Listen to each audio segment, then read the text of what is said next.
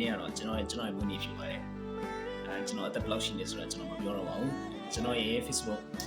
page မှာကျွန်တော်အသက်ဘယ်လောက်ရှိရဲဆိုတော့ကျွန်တော်ပတ်ကြည့်လို့ရပါတယ်မရှိစွာဒီနေ့ဒီအသက်ရှင်ခွင့်ပေးတဲ့ဖခင်ယေရှုတော်ကိုချီးမွမ်းပါတယ်ဒုတိယအနေနဲ့တော့ကိုယ့်ရဲ့မိဘတွေကိုချီးစွာတင်တဲ့အကြောင်းပြောချင်ပါတယ်တတိယအနေနဲ့တော့ကျွန်တော်ရဲ့ယုံကြည်သူမိခင်တင်တော်ဆက်ဆက်မများကိုကျေးဇူးတင်ပါတယ်ပြီးတော့ကျွန်တော်ကိုဘုရားထင်မှာjust အကြောင်းတပြားဘုရားထင်မှာပေါင်းလာဖို့လည်းမင်းနဲ့တိုက်တွန်းပြီးမှဆွေးခေါ်ပြီးကျွန်တော်ရဲ့ကိုဆရာနိုင်မှာကိုလည်းကျေးဇူးတင်တဲ့အကြောင်းဒီကနေ့ပြောချင်ပါတယ်နောက်တစ်ခုကတော့ကျွန်တော်အတွက်ပတ်သေးတင်ပေးတဲ့သူတွေကိုလည်းကျေးဇူးတင်ပါတယ်ကျွန်တော်လည်း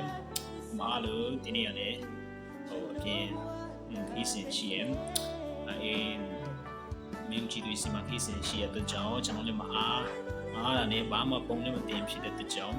အခုမှတင်တာဖြစ်ပါတယ်ကျွန်တော်တို့လည်းမွေးနေ့ဆုတောင်းပေးကြပါကျွန်တော်တို့မွေးနေ့ဆုတောင်းကတော့ဒီတက်ရှိခွင့်ပေးရပြခဲ့ကိုကျေးဇူးတင်လို့နောက်စပွဲမှာလည်းမြောင်များစွာသောလူငယ်ကိုကျွန်တော်ငယ်မြောင်များစွာနိပြနံပြပြီးမှဘုရားရှိမှဆွေးခေါ်တော့လူငယ်တယောက်ဖြစ်ခြင်းတဲ့အကြောင်းမင်းစတောင်းပေးကြဖို့ရမြတ်တာရက်ခံပါတယ်ရောက်စတိုင်းကိုဖျက်ဟင်ကောင်းကြည့်ပြီးတော့စေအားလုံးကိုကျေးဇူးတင်ပါတယ်